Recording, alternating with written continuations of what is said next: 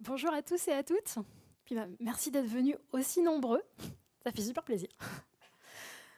Donc, aujourd'hui, je vais vous parler d'introversion dans un premier temps. Je vais aussi vous parler d'agilité.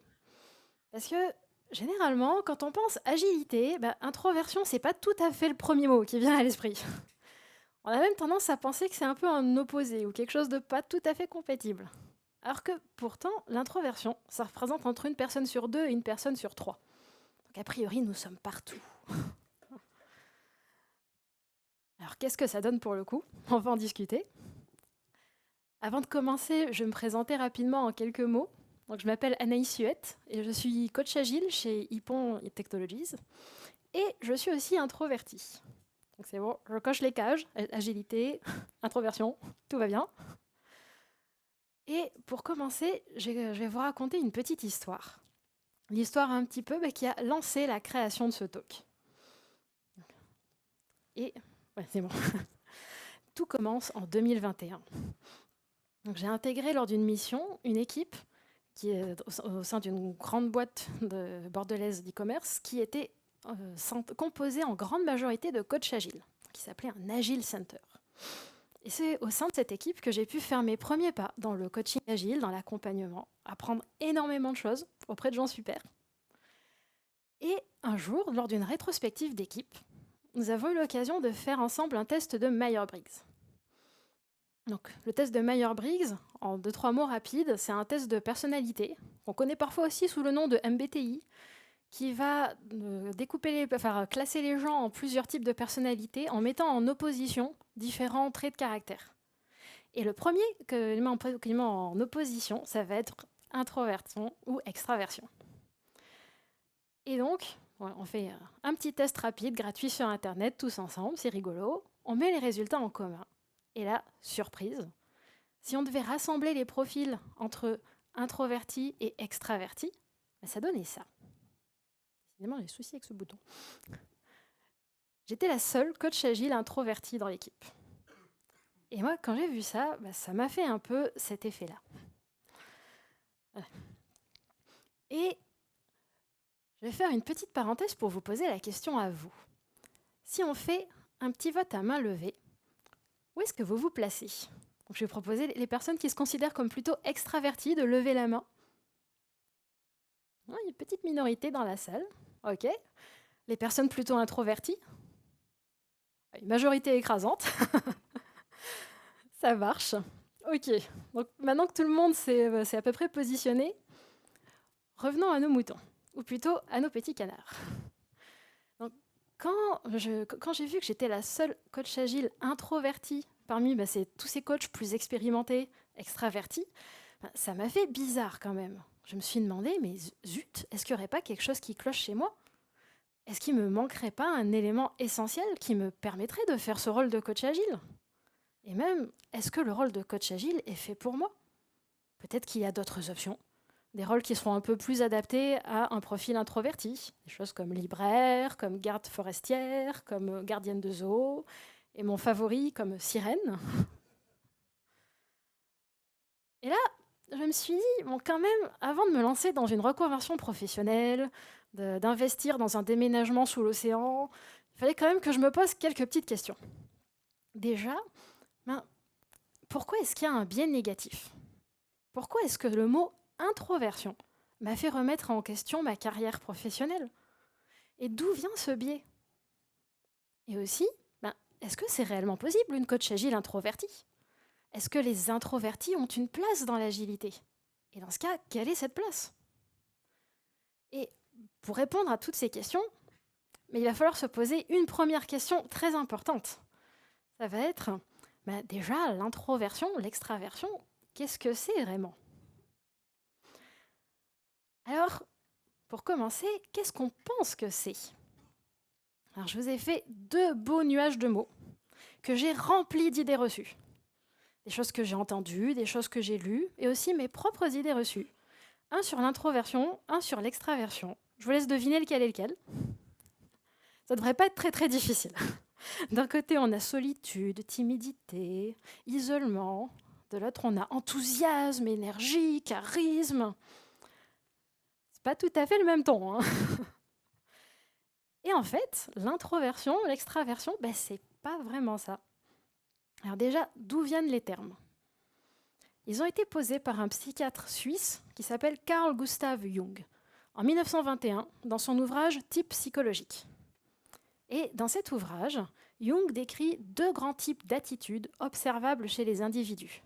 Donc l'une qui va être tournée vers le monde et les expériences extérieures, extraversion, et l'autre plutôt tournée vers le monde, le sujet intérieur, introversion. Après, ces termes ont aussi été pas mal étudiés, pas mal réfléchis. Et une définition un peu plus récente a été posée par Laurie Hawkes dans son ouvrage La force des introvertis. Et elle nous dit « Les extravertis tirent leur énergie du contact humain. Et à l'opposé, les introvertis s'épuisent à ce contact humain. Et eux retirent leur énergie de la solitude. » Donc en fait, l'introversion, l'extraversion, qu'est-ce que c'est? Juste une question d'énergie. Ok.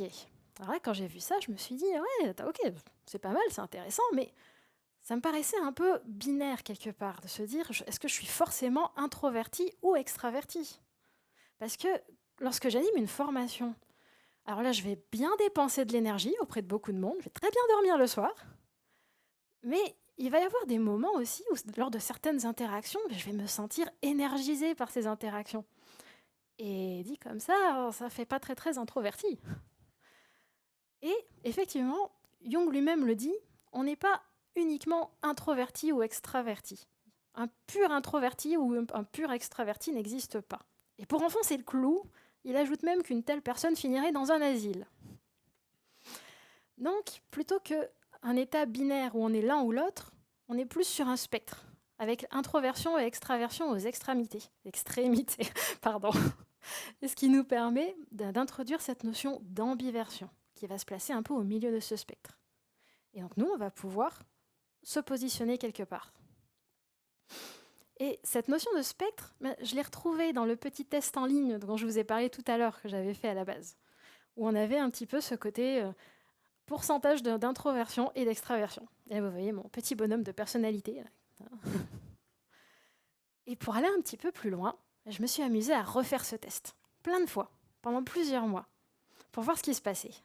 Et là, j'ai pu voir que j'avais jamais vraiment le même taux d'introversion. C'était toujours un peu différent. Et ça, qu'est-ce que ça nous dit? Que c'est un test gratuit en ligne et pas très très fiable? Oui.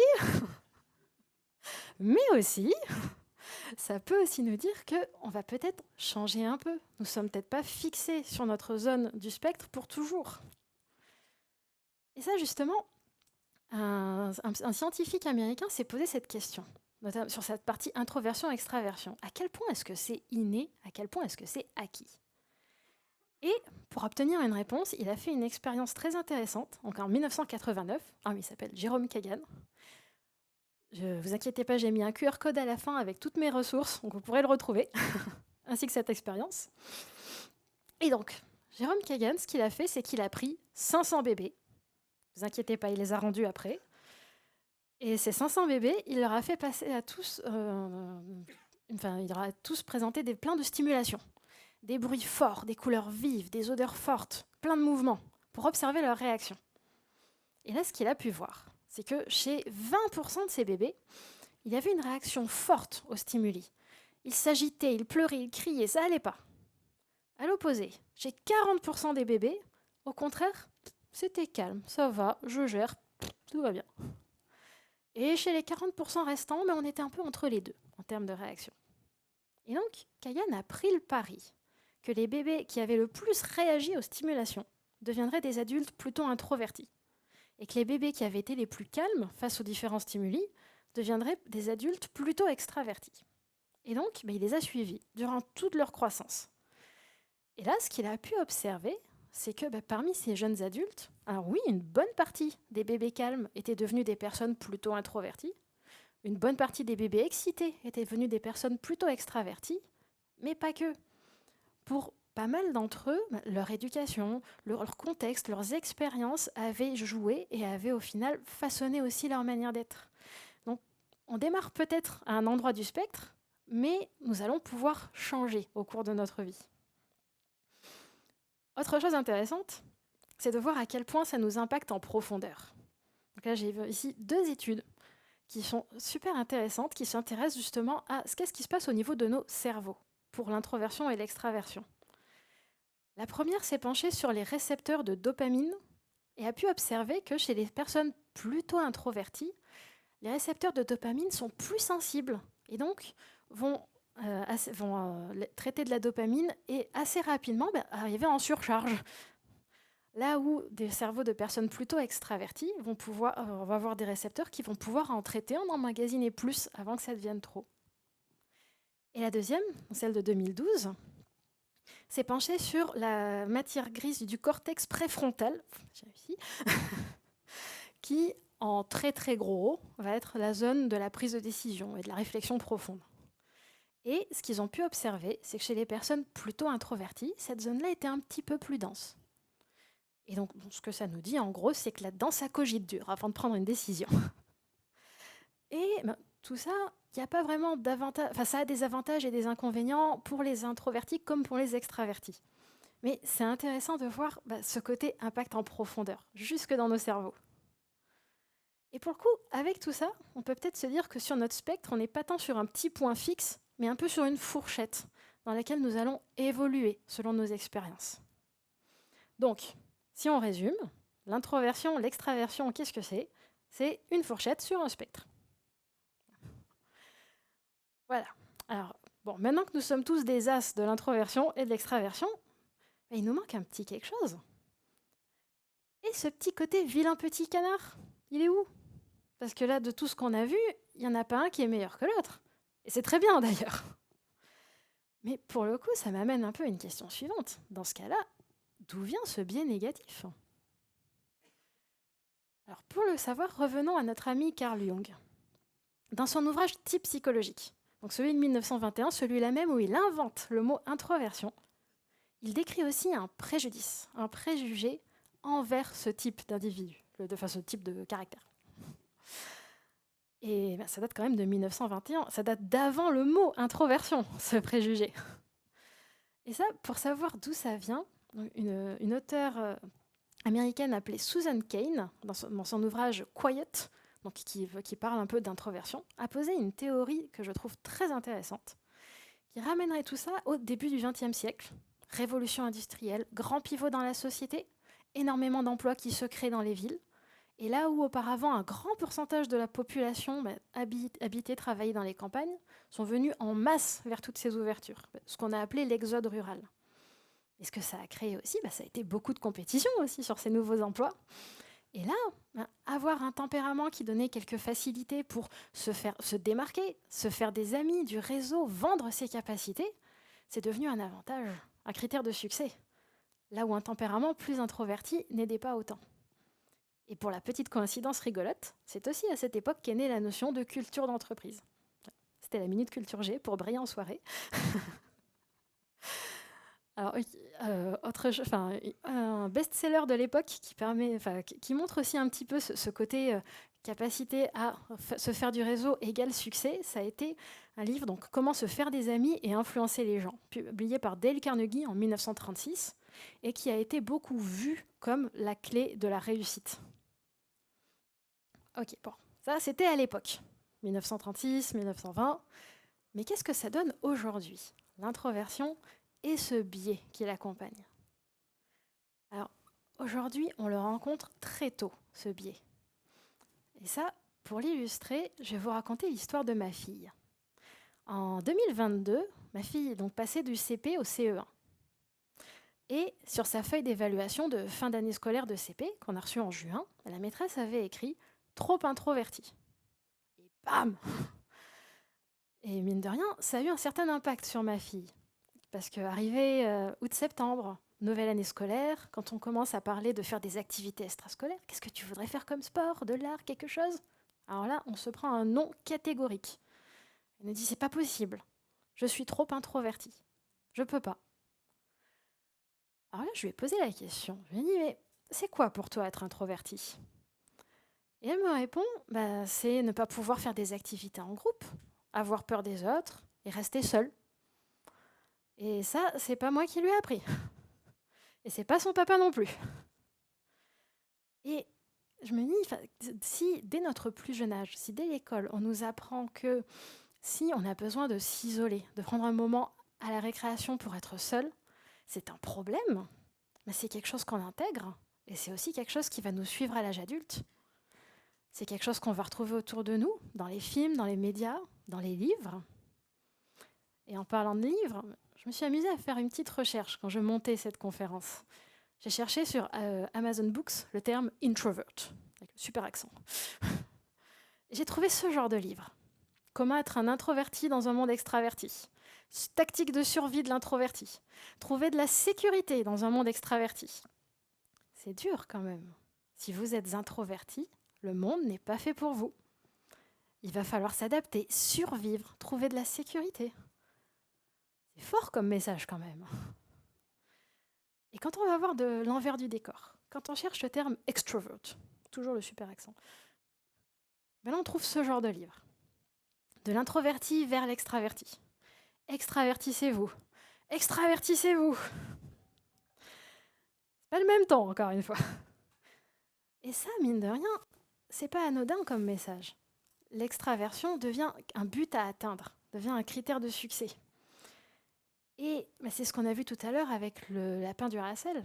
L'introversion, l'extraversion, c'est avant tout une question d'énergie. Et quand on est plutôt du côté introverti du spectre, s'extravertir, ça va demander une dépense énorme d'énergie au quotidien.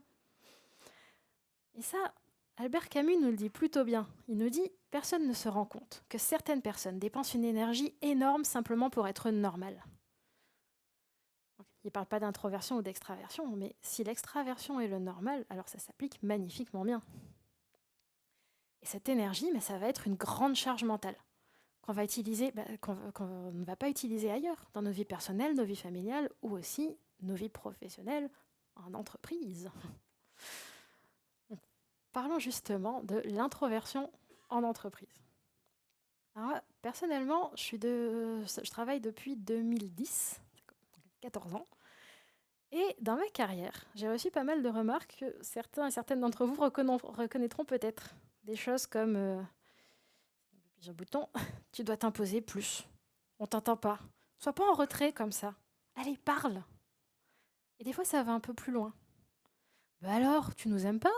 Tu dis rien? T'as pas compris? Ou je vais te faire parler. C'est pas flippant du tout. Et en tant que femme introvertie, j'ai parfois eu droit à encore des petites pépites supplémentaires en plus. Des choses comme je sais ce que c'est la chose féminine. C'est normal si tu as des difficultés à t'imposer. Ou en tant que femme, c'est normal si tu te sens intimidée dans une équipe d'hommes.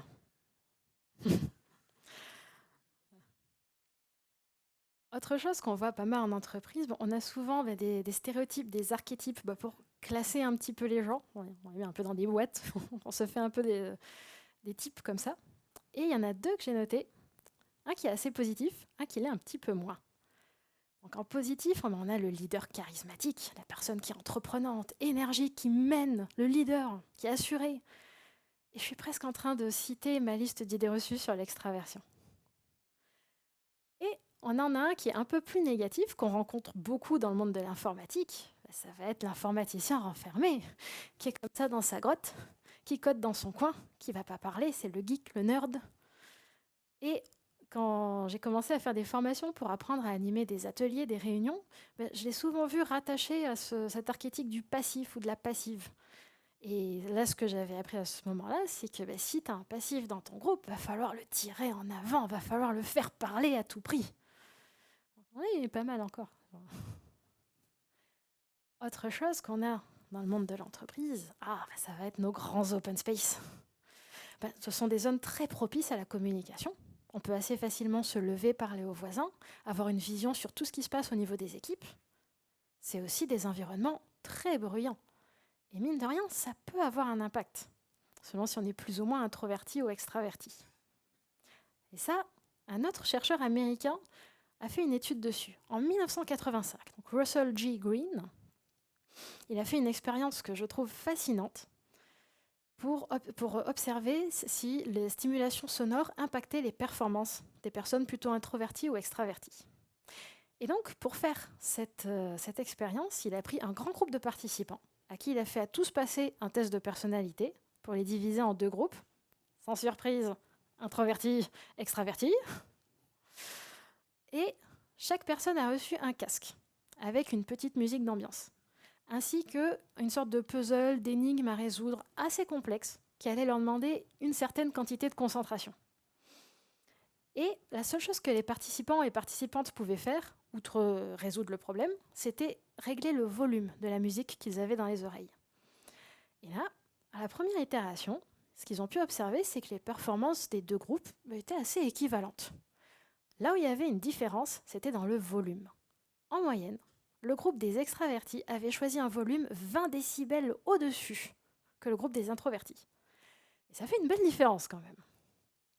Et là où ça devient encore plus intéressant, c'est qu'il a fait une autre itération. Donc, nouveau groupe de participants. Même test de personnalité. Hop, hop, groupe d'introvertis et groupe d'extravertis. Même casque, même musique, même puzzle. Seule différence, maintenant, ils ne peuvent plus toucher au volume. Et en plus, on impose le volume haut qu'avaient choisi les extravertis du groupe précédent aux introvertis du nouveau groupe, et le volume bas qu'avaient choisi les introvertis du groupe précédent aux extravertis. Et là, patatras, les performances des 2 groupes tombent. Et ce que je trouve très intéressant avec ça, c'est que même si personnellement, j'aimerais bien pouvoir dire « Ah bah les open space !» Eh bien je peux pas.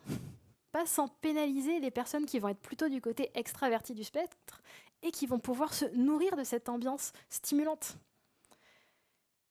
Mais d'un autre côté, je me dis, dans l'état actuel des choses, ces genres d'open space vont plus pénaliser les personnes qui seront plutôt du côté introverti du spectre. Et pour ça, on peut proposer quelques compromis intéressants.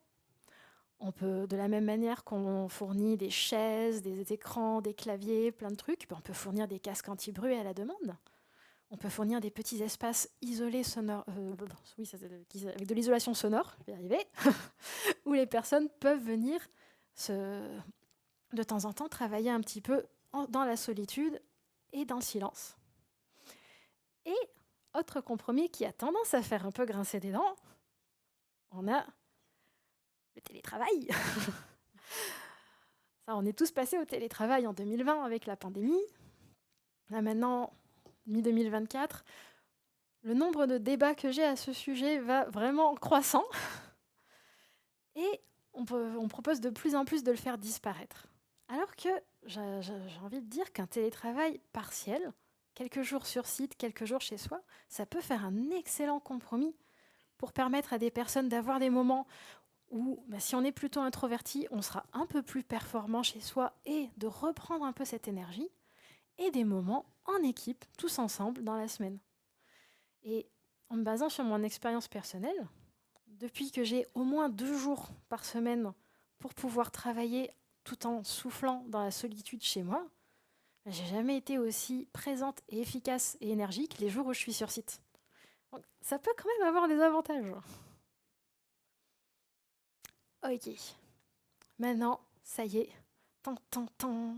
c'est le moment où les atteignants s'atteignirent. On va parler d'agilité. L'introversion dans les équipes agiles. Alors, quand j'étais en train de monter ce talk, j'ai pas mal discuté avec les gens autour de moi. C'était pratique d'être dans un Agile Center avec plein de coachs agiles. Je pouvais facilement poser des questions. Et en parlant d'introversion et d'agilité à un collègue qui est plutôt introverti, il m'a dit une phrase qui m'a marquée. Il m'a dit « l'agilité, ça a été fait par des extravertis pour des extravertis. » Et bam, il mâche pas ses mots, mon collègue. Mais il n'a pas tort non plus. Je vais prendre autre chose qu'on m'a dit. C'était en 2022, donc à un Agile Tour, un endroit super pour parler d'agilité et poser des questions aux gens sur ce qu'ils pensent de l'agilité et de l'introversion. J'en ai aussi profité pour me faire un peu de la pub. Tu sais, je fais un talk et tout. Et quand j'en ai parlé à un participant de ce côté, alors, à ton avis, l'introversion, l'agilité, qu'est-ce que ça donne? Il m'a dit, quand tu entends coach agile et introverti, tu sens qu'il y a quelque chose qui cloche. Alors là, ça m'a ramené direct à mon sentiment du vilain petit canard de tout à l'heure. Mais En y réfléchissant par la suite, je me suis dit, il y a une certaine logique quelque part. Quand on y pense, l'agilité, c'est une façon de faire, une culture qui est fondée sur cette collaboration. La première valeur du manifeste agile, ça va être les individus et leurs interactions, plus que les processus et les outils. Et quand on applique un cadre, alors je vais prendre un qui est très très connu comme Scrum, ça va vraiment être codifié dans ce cadre de passer plein de moments ensemble. On va se voir tous les jours en mêlée, on va faire des sprint planning, on va faire des revues de sprint, des rétrospectives, et puis on va faire des affinages. Et même en dehors de tout ça, on va faire du pair programming, on va faire des ateliers, des workshops, on va beaucoup se voir. Et c'est très bien. J'en aurais pas fait mon métier si je trouvais ça horrible. Mais je me dis, dans cet environnement très très propice à l'extraversion, alors si je reprends mon petit spectre, j'adore ce spectre, je vous le ressors à toutes les sauces, si je reprends mon spectre sur l'introversion et l'extraversion, en imaginant que cette fourchette-là, ce soit la mienne, donc sans test de personnalité, purement arbitrairement, depuis plusieurs années que j'évolue dans cet environnement agile assez propice à l'extraversion, mais quelque part, je me dis, j'ai pu développer un peu mon extraversion. Alors, pas comme ça non plus, mais quand même. Et donc, est-ce qu'il n'y aurait pas moyen d'adapter un petit peu la manière dont on pratique cette agilité, la manière dont on le voit, pour qu'une personne qui serait peut-être plus ici, sur le spectre, puisse non seulement cultiver son extraversion dans cet environnement agile, mais aussi développer un peu son introversion. Alors là, vous allez peut-être me dire, pourquoi faire? Tu viens de dire que l'agilité, c'était par les extravertis, pour les extravertis, il faut savoir. Et alors là, je fais petite attention, je vais rentrer dans quelques grosses généralités. Donc, apprendre avec un gros grain de sel, ou 25. Voilà. Mais avec l'introversion et l'extraversion viennent quelques forces, quelques facilités. Donc, on va à quelques-unes. Donc, c'est pour ça que je disais, on est plus dans de la corrélation que de la cause à effet. Gros grain de sel. Mais il y a aussi une certaine logique dedans. Si je suis plutôt du côté extraverti du spectre et que je suis en train de récupérer de l'énergie en ayant une interaction, peut-être que ce sera un peu plus facile pour moi de redonner cette énergie et même de l'utiliser pour être spontané, pour rebondir sur ce qu'on se dit ou même pour faire plusieurs choses à la fois. Et si je suis plutôt du côté un peu plus introverti du spectre et que là je suis dans ma zone de confort, dans un moment de solitude, peut-être que j'aurai un petit peu plus de facilité à atteindre un état de concentration profonde, ce qui est souvent assez propice à de la créativité. Ou si lors d'une interaction, je suis déjà en train de dépenser mon énergie, ce sera peut-être un peu plus facile pour moi de me mettre en retrait, posture d'écoute. Et donc, pour le coup, l'idée, ce serait, si on peut rendre un environnement un petit peu plus propice à l'introversion, lui faire un petit peu de place. On peut peut-être aussi permettre de faire un petit peu de place aux forces qui vont avec et de les travailler aussi, tout comme on travaille les forces qui vont plutôt bien avec l'extraversion. Ok, mais pour le coup, comment faire? Alors, dans son autobiographie I Was, Steve Wozniak nous dit « La plupart des inventeurs et ingénieurs que j'ai rencontrés sont comme moi. Ils sont timides, ils vivent dans leur tête. Les meilleurs d'entre eux sont des artistes. Et les artistes travaillent mieux seuls, pas en équipe. » Bon, là, si je propose de retirer la notion d'équipe à l'agilité, je sais qu'il y en a qui vont hurler. Ça serait aller un peu loin.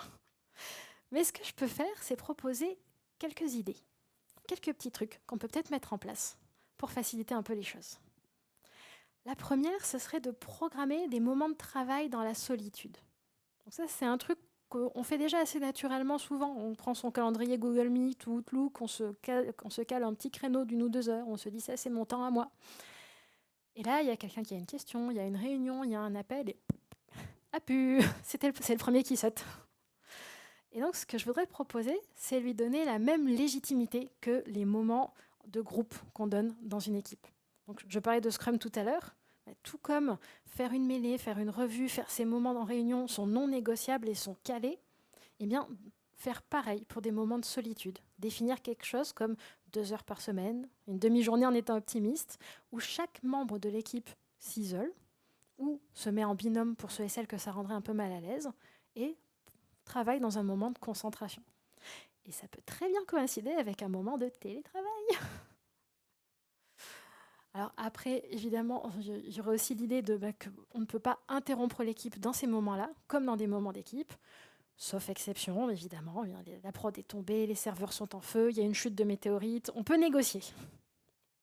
Mais c'est un peu cette idée-là. Autre idée, en complément du brainstorming, faire du brainwriting. Alors le brainstorming, c'est quelque chose qu'on va faire pour générer tout plein d'idées. Où tout le monde va se mettre ensemble, on va écrire sur des post-it, on va avoir des discussions, noter au fur et à mesure, et on va générer. Et le brainwriting, l'idée est un peu la même. On va vouloir faire de la génération d'idées, mais on va faire ça dans un moment de concentration et de silence. Et donc pour ça, on va prendre plusieurs personnes. Alors, dans l'exemple là, on imagine qu'il y a 4 personnes dans l'équipe qui font un brainwriting.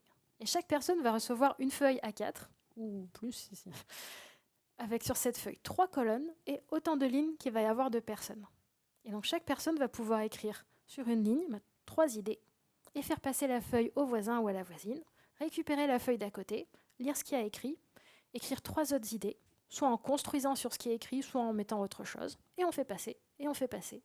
Et à la fin, on a généré tout plein d'idées dans un moment de silence. Et pourquoi je le propose en complément du brainstorming et non pas à la place ? C'est que même si moi, personnellement, je ne suis pas la plus efficace en brainstorming, ça ne va pas être le cas de mes collègues, forcément. Et en faisant les deux, on peut permettre à chaque membre de l'équipe de s'être exprimé dans un moment plus de sa zone de confort. Et puis en plus, on a généré 2 fois plus d'idées. Donc c'est tout bénef. Un autre, c'est la règle des 2 pieds. Savoir si l'événement ne m'apporte rien et que ma présence n'apporte rien à l'événement, alors je peux utiliser mes 2 pieds et m'en servir et partir. Personne ne se vexera. Je préfère être bien ailleurs que mal ici.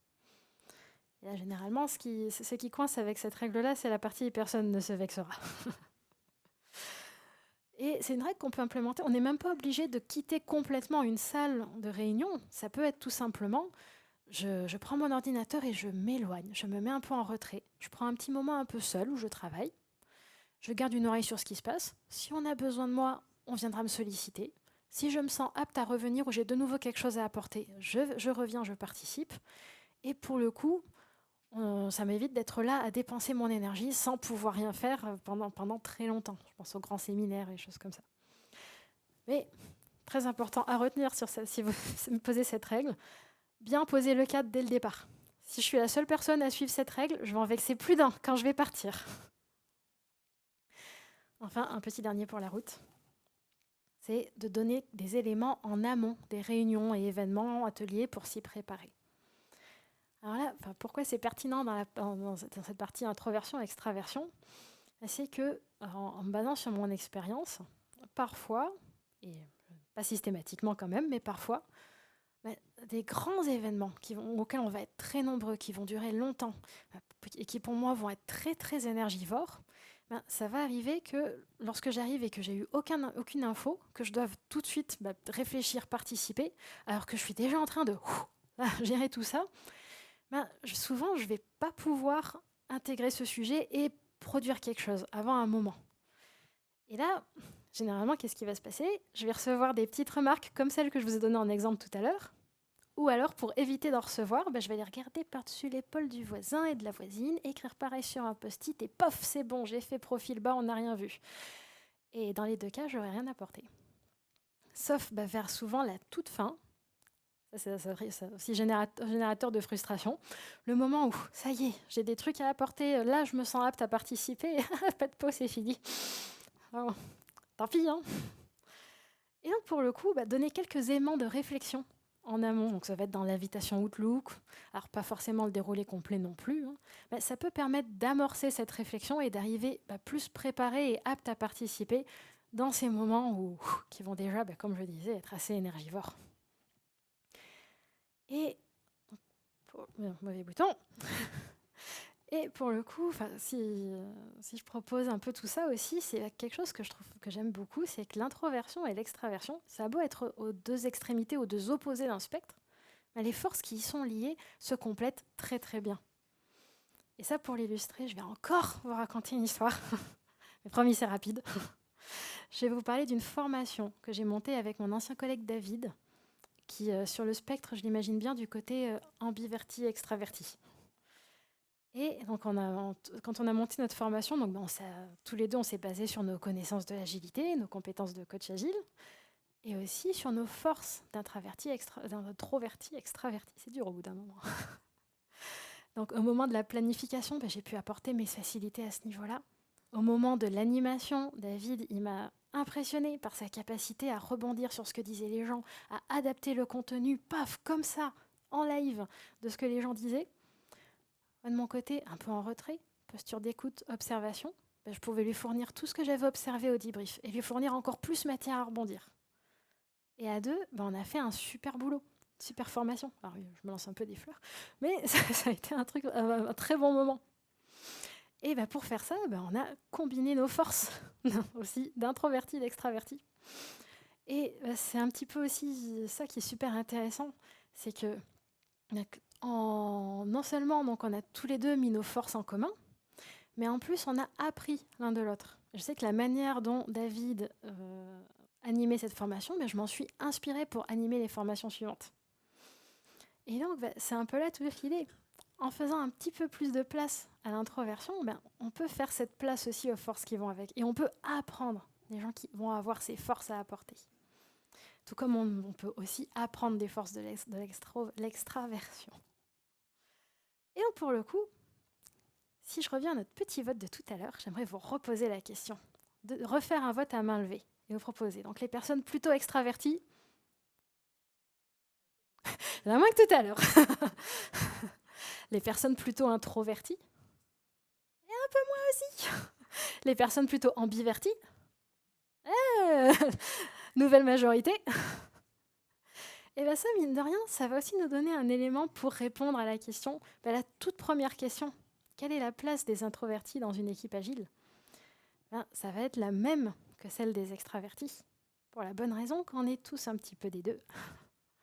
Et donc, en changeant un petit peu notre manière de faire, en permettant de cultiver non seulement notre extraversion, mais aussi notre introversion, on peut laisser chacun exprimer toutes ses forces et apprendre. Et même les forces qui sont pas en rapport, parce qu'il n'y a pas que ça dans la vie, il y en a tout plein d'autres.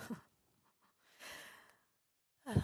Et pour le coup, ça me fait me dire, peut-être que quelle est la place des introvertis dans une équipe agile n'était pas forcément la bonne question à se poser.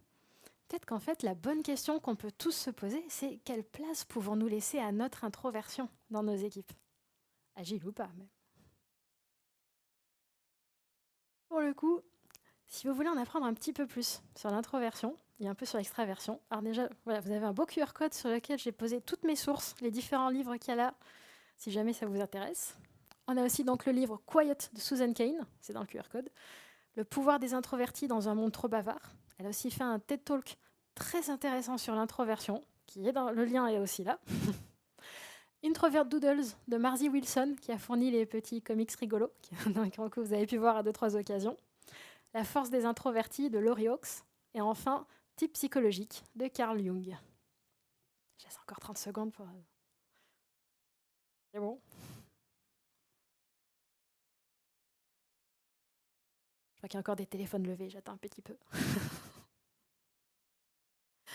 Ok, si c'est bon pour tout le monde, il ne me reste plus qu'à vous dire un grand merci.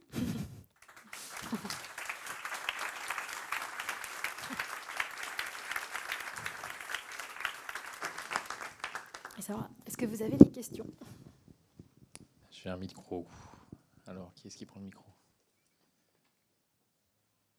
Pas de questions ? Ah, si, là-bas. J'arrive.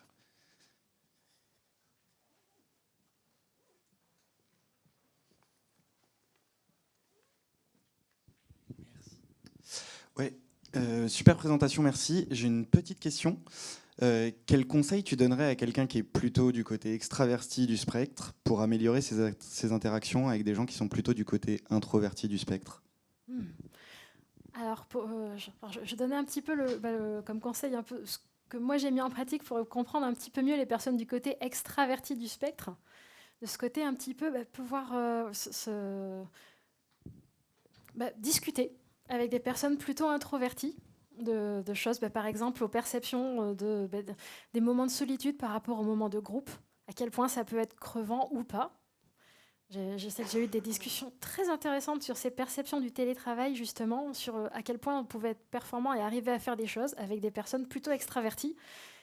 Et que là, j'ai pu comprendre cet étrange biais, voir différemment l'open space, différemment la solitude, différemment les moments de groupe. Donc, je dirais des échanges à ce niveau-là. En plus, si tu es plutôt extraverti, ça devrait ça devrait pas poser trop de soucis.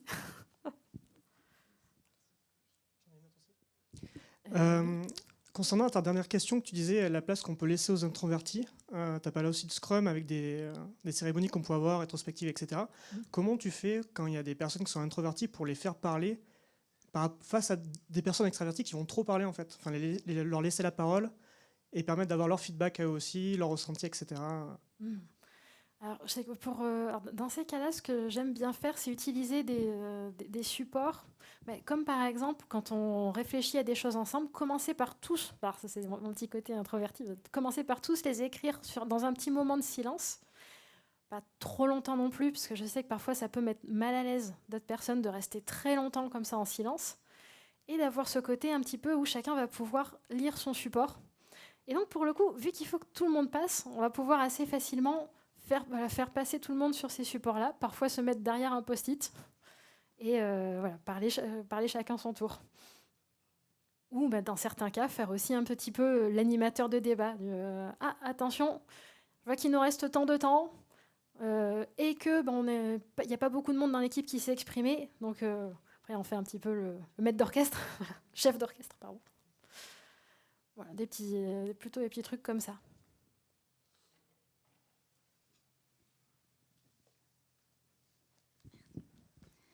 Bonjour, merci pour ce talk. Moi, j'ai été très intéressée par la notion de brainwriting, parce que c'est vrai qu'on fait beaucoup de brainstorming, mais c'est la première fois que j'en entends parler.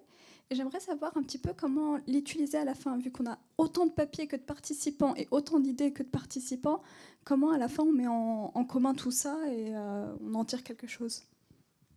Il y a pas mal d'options. On peut avoir le côté, s'il y en a qui sont motivés, en faire quelques personnes qui les soit qui découpent et qui les regroupent, comme on fait souvent pour regrouper les post-it par thème. Ou alors, si on n'a pas trop envie de passer 3 plombs à tout découper, ça peut être les lire ensemble, se dire, les rassembler un petit peu et puis se faire des post-it où au moment où on identifie un thème, paf, on se fait des post-it, on se fait ce mur. Après, une autre version que j'ai pas encore testé, mais ça, c'est un truc que j'aimerais trouver l'occasion. C'est des personnes qui, au contraire, se mettaient à plier les papiers, à se les balancer dessus pour faire un moment qui énergise un peu et avoir ce côté un petit peu, on vote pour les papiers qui ont les meilleures idées en se les balançant à la figure. Ça a l'air très fun. Mais ça, je peux pas encore dire à quel point c'est efficace, j'ai pas encore pu essayer. Mais je le garde en tête.